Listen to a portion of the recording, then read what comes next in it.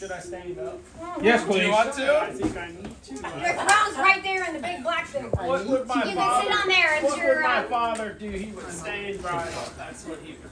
So about to get a taste of Jesus. May he rest in peace. Actually, he's still alive.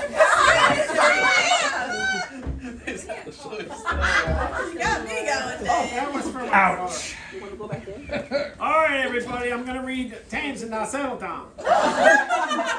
Does Eve need context? I'm gonna read the I think Eve needs context. Pennsylvania Dutch she Night doesn't. Before Christmas, right here. So gather around, children. It's a long one, not it's a little long as far as I'm concerned, but if you are willing, I am able.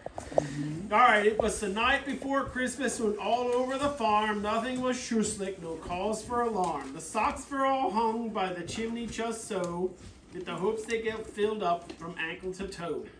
The Nixnuts is schnoozing without any sound in their heads clear toy candies and dancing around. And Mama and me, well, we out in the light, we crawled under the covers and we snuggled up tight. Then from outside we heard something fierce that made open our eyeballs and rattled our ears. There was crashing and banging, could it be true? Did our ears deceive us or was that a moo? Then off to the window we ran in the dark, kicked the dog accidental, and he started to bark. Then we looked through the window, coming in through the gate, it wasn't one moor we saw, it was 8! 4 cows and 4 steers, they were harnessed somehow, and for dragging behind them an old-fashioned plow. And there, just behind it, as sour as a pickle, was a fella we knew had to be the Belschnickel. He wiggled that plow to keep going on course. I think he'd done better if he'd have had a horse. So dopplich and slow those 8 thumbers did run, and he growled and he grumbled and he yelled at each one. Not Shaky, not Becky, not Rachel, Josiah, on Menno and Sarah, Esther, Obadiah. And watch what you're doing, there's nothing unwiser than stamping your hoofs into stray fertilizer.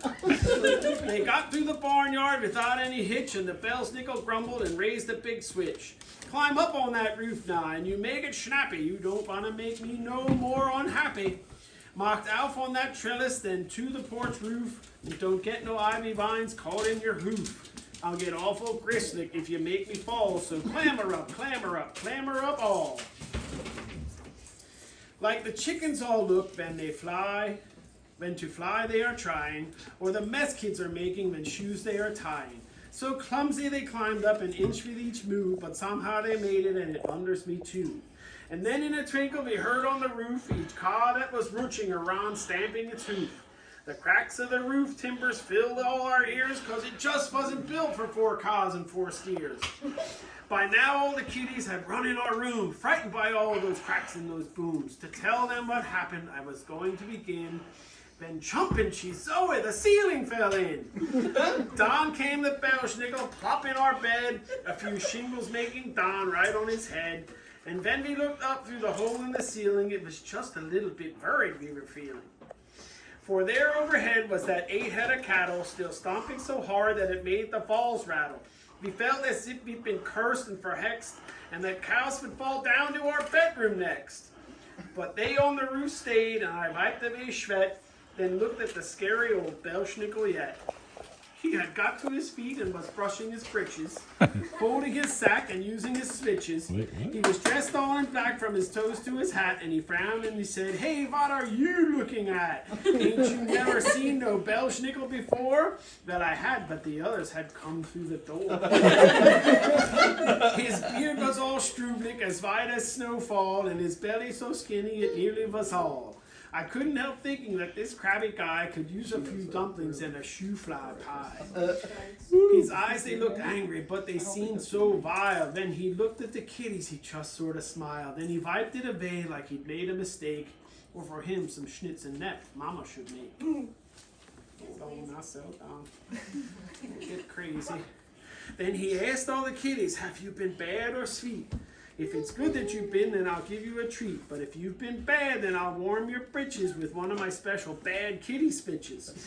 They said they'd been good and were all telling the truth. Still he glowered at Amos, he grimaced at Ruth. He frowned down at Abner, who just kind of grinned, and the Belschnickel leaned on and tickled his chin. "Ah, crabby I might seem, but don't you forget I ain't never had to spank one kitty yet. It just must be something around in the air makes the kitties act better this time of year." So his switches he dropped, and he opened his sack, and he handed out oranges, yo-yos, and checks. A dolly for Ruth and a wood horse for Amos. We laughed as we watched him, and who could blame us? And finally he gave to Abner a teddy with that final gift to leave he was ready. But he said as he crawled over shingles and sticks, I'll send over Stoltzfus, your broke roof to fix. And he jumped the hole through up to his waiting plow, and he yelled to his livestock, get going, and down to the ground, and without no complaint, until we get done, and the house is all ain't.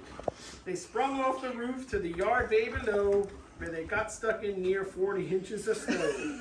And that Bell Schnigel yelled, brushing snow off his head, Merry Christmas to all, now just go back to bed.